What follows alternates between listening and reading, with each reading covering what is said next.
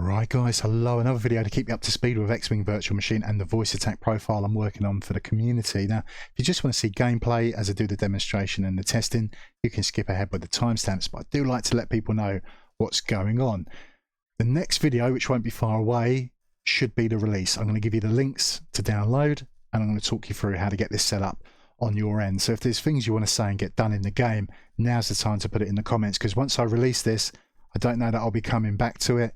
I've done enough videos now to explain this. You should be able to edit it on your end to do what you want it to do. But it's exciting. I'm not far away now. I've done a fair bit of testing and I did find a weird bug with the controls. I had to report that to the developers. So let's go over that quickly. Do the escape key for options. So it's telling me that the cheat settings are enabled, progression will be affected. And that's only because just for this video, I've turned on the unlocked armory. That gives me access to the beam weapons. I can put them on the X-Wing. Now, beam weapons really are a thing for the TIE Fighter game. They're working to add that into XWVM. That's a little way off now, but we need to be aware of those controls. Do that today so they're ready in the future for when TIE Fighter comes into XWVM. So controls and input, we'll select that. We'll do the remap game controls. And I was really hoping I wouldn't need to change any of the default keys at all. I might need to add a few keybinds, but not change anything. All of that's gone out of the window because of this bug that I discovered with some keyboards. So as we scroll down, we get to the energy management. Now by default, to cycle the laser power, to increase it, it was F9, to increase the shield power was F10, to increase the beam power was F8. Nothing was set to reverse these, so to decrease laser power, nothing was set. But I wanted to use those. So I wanted to add something in, and I thought I will just do a modifier. Control key, that'll do, control and F9, control and F10, control and F8. Now having tested it, it was doing weird things. They're clickable cockpits, the button was animated, it was being pressed when I did the command, but none of the energy settings were changing. It's as if power was going in and going out at the same time, cancelling each other out. So I asked for help on the Discord. Some people tested it and said, oh, it works for me. And developers said, no, we can reproduce this on our end with our keyboards. That's very weird. Affects some people, not others. I don't know how long it will take them to fix it. So the short answer is just use a different button. So I've changed them. So to cycle the laser power, to increase it, we do insert. To decrease it is the button below it, which is delete. To increase the shield power, we do home. To decrease it, the button below it is end. To increase the beam power, we do page up. Decrease it, you've guessed it, the button below it is page down. They're above the arrow keys on your keyboard, and I've done them in that order for a reason that will become very apparent once we get into the cockpit of the Starship. So the good news is, because we're not using F8 anymore, for the beam setting, it can be reused. So for targets, we could store up to 3. The developers have done binds for that by default, but target 4, they're left blank. So let's use F8 for that, shift in F8, that will store the target. Press F8 to recall it onto the screen. So I've done that, that's all added in to voice attack. Let's go back to the hangar. Let's do the loadout and we will give ourselves a beam weapon for the demonstration. I love these retro graphics. I get very nostalgic. Takes me back to being a teenager when I used to play this game all the time. Now I do need to turn voice attack on, have it listen to me. Keep in mind, I'm doing commentary and trying to give voice commands at the same time. If I don't pause long enough, voice attack can get confused. That's more my fault for doing commentary than it is voice attack. This should work much better if I wasn't doing the commentary. Start listening. Heard the do-do, so it's listening. So yes, our power, our energy management is incredibly important. To the right of the cockpit, we can see those vertical coloured lines. Blue is for engines, red is for lasers, green is for shields, yellow is for beam. We can increase the engine power indirectly by changing the amount of power in the other systems. All the other systems have a button below them to toggle them. It's a clickable cockpit. So red is lasers, and I've set that up as insert. Next button over is home, and that does the shields, which is green, and at the very end, which is the yellow bar, that's page up, page down. So now you can see why I've done them in that order. It just makes sense what can be selected in the cockpit. Full speed. So we're going to top out about 100. If we want to go faster than that, we're going to have to transfer power out of those systems so it can go into the engines. Prioritize engines. Very simple commands. We've minimized the power in all the other systems.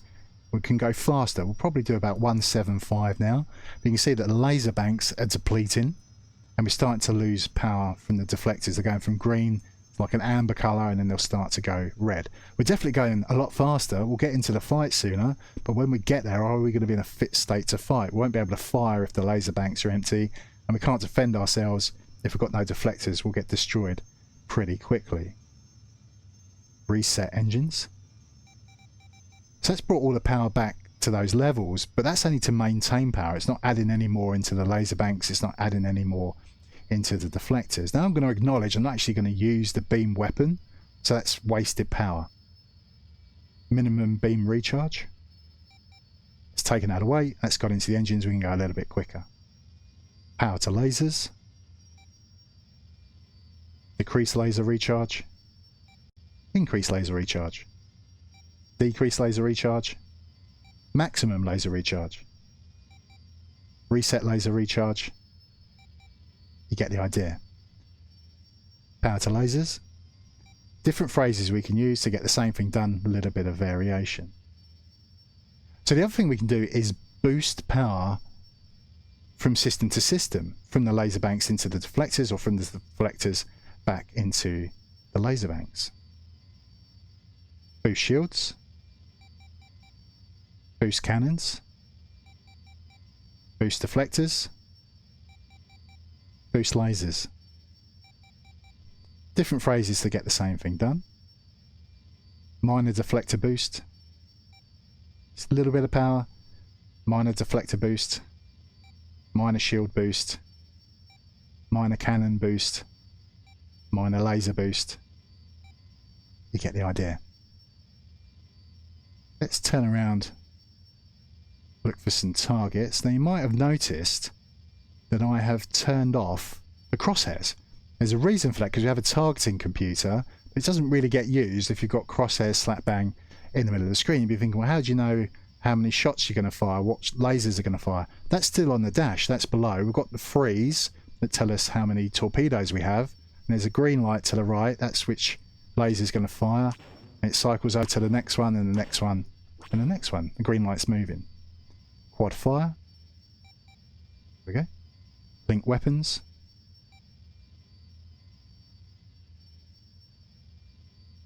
Starting my attack run. R2's beeping back at me.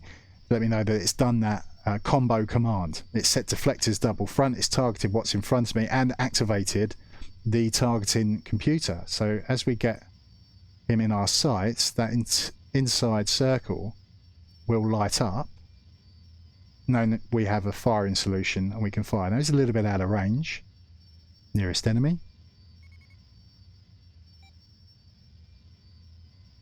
Switch weapons.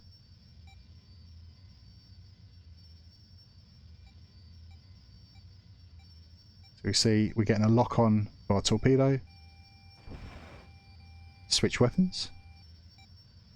Store as target 4. Next target. Oh, we destroyed him. Store as target 4. Next target. Save as target 1. Target 4. Target 1.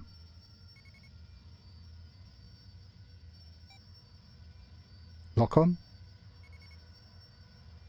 Save as target 1.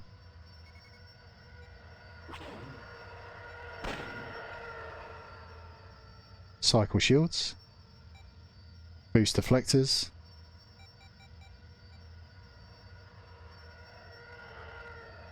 So this is fun in VR. I'm not doing VR videos at the moment because they made some changes, and on the mirrored window display they've put this exit VR button on the screen. You don't see it in VR, but if I do the recordings it's going to be on there. So they've said they'll change that. I've asked nicely, so we'll wait for the next update, see what they do about that, to help us streamers and YouTube creators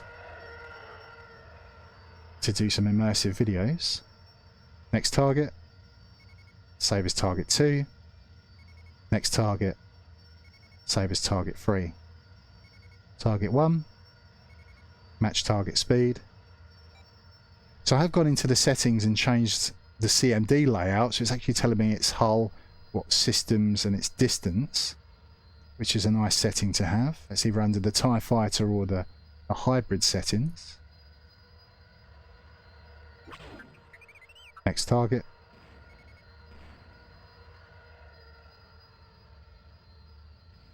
Boost deflectors.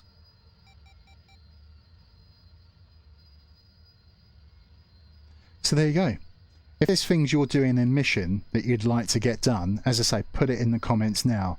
I've gone through the movies, I've been listening to, you know, Star Warsy phrases that we can use, things we can say to the astromech as chit chat, but I need to play through some more missions and kind of get an idea of things that we need to do. So that starting my attack run is really useful to get deflectors double front. Of course we have other commands for that, but we can get multiple things stringed together, 6-7 actions all at once, just by saying a few words, which is incredibly powerful. Now, I get it.